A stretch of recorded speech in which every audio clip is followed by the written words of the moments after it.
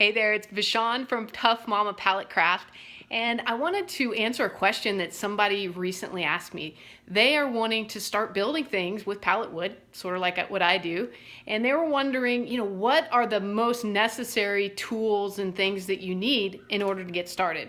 Obviously, not everyone's going to have a fully equipped wood shop like I happen to have right now when you first start out. So I want to share with you my go-to tools that I use on a regular basis, and you'll find that most of them really aren't that expensive. Really, you can probably pick these up relatively easily. So first of all, the safety equipment.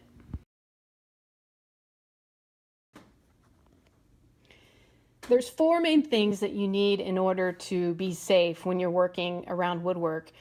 Number one, ear protection. A lot of the tools that we'll be using are electric, and you don't want to damage your ears.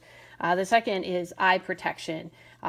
These are pretty inexpensive. I think they were like a couple bucks, and that was maybe $10 for that. Then some good hand gloves just to prevent splinters and things like that, especially when you're working with rough pallet wood. And then when you do your sanding, definitely get a box of these. They come in a big box, at Home Depot, Lowe's, or any of your favorite local stores. And this will just help with some of the dust. If you want to get fancy, of course, you can get a respirator, which has like a breathing apparatus on it.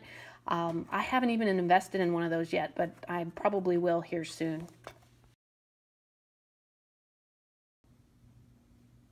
Next up are measuring tools. My go-to tool, of course, is a tape measure. Get you a good 25-foot tape measure that doesn't stick. This is just a pencil sharpener because I prefer using the construction pencil to mark where I'm going to measure.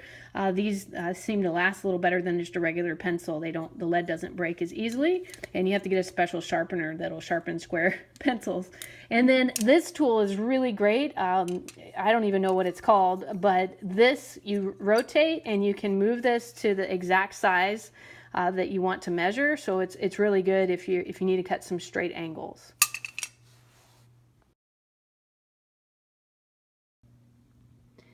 Next up are the pallet deconstruction tools that you'll need. So my number one go-to tool, and this is something that will cost you a little bit more than everything else, and that's this right here. It's called a Sawzall. Old Milwaukee, I don't think Old Milwaukee, that's beer probably. Milwaukee makes it, and it is great. This cuts through nails. The type of blades that I use are these right here. You can see that these are really strong.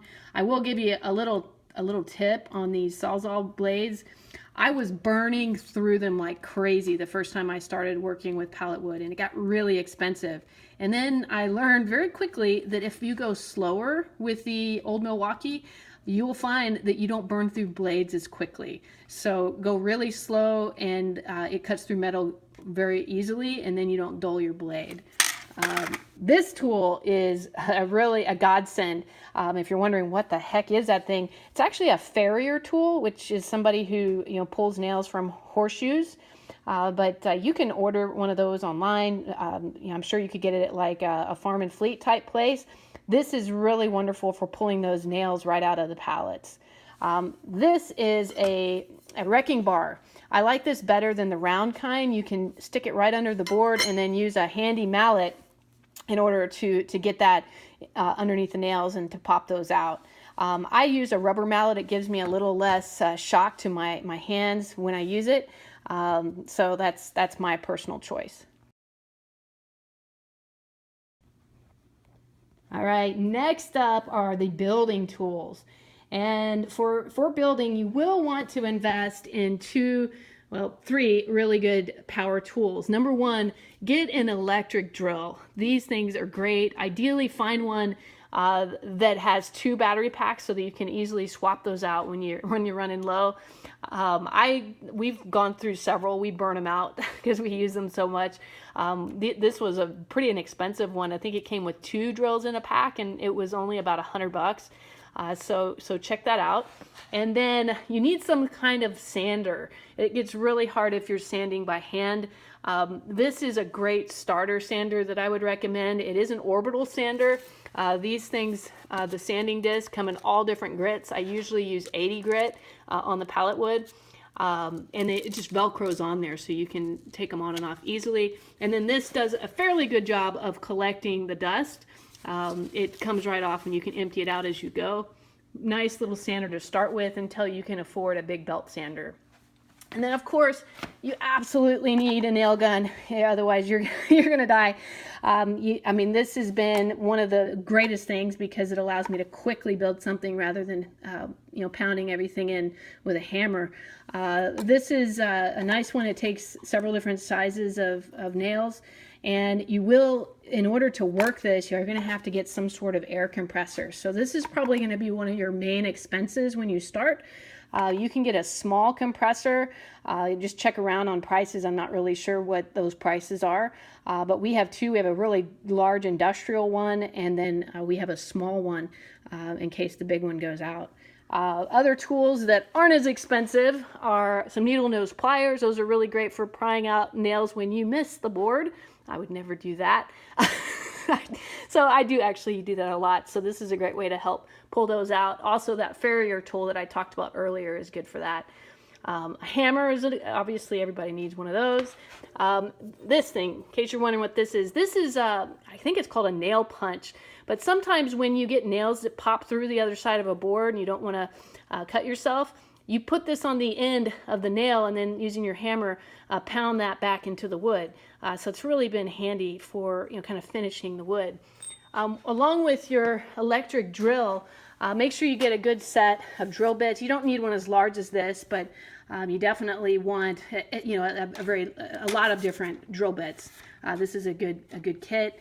And then also some different screw heads, so that you can, if you do decide to use screws, I usually use nails for most of my construction, but if you do decide to use screws and things like that, this is a nice little starter kit.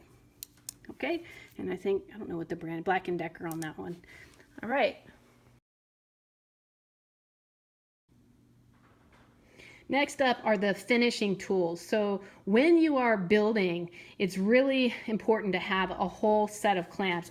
We literally have probably 20 of each of these different clamps.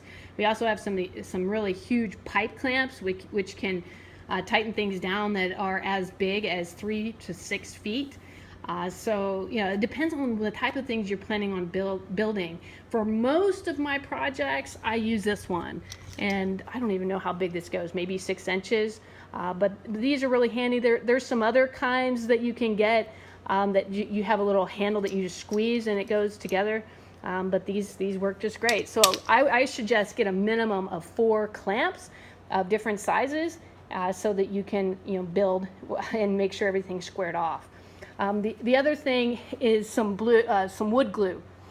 You will find there's some cracks and things that happen along the way, and if you can get some wood glue and then clamp it down, it'll prevent you from having to start over when you do your project.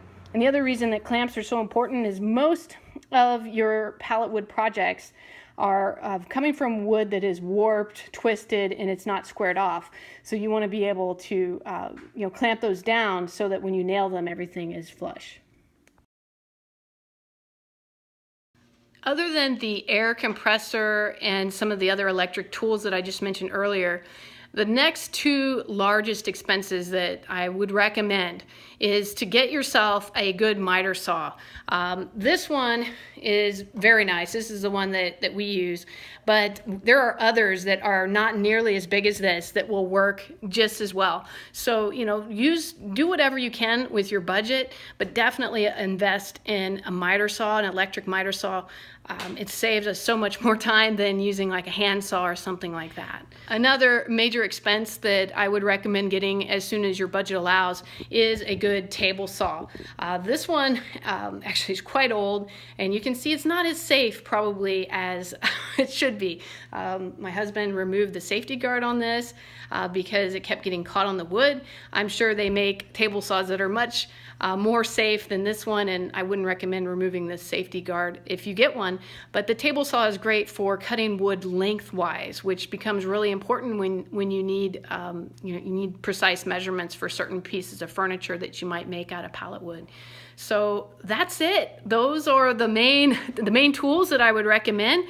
There's a lot of others too, but if I was getting started, those are the ones that I would really focus on getting with my budget.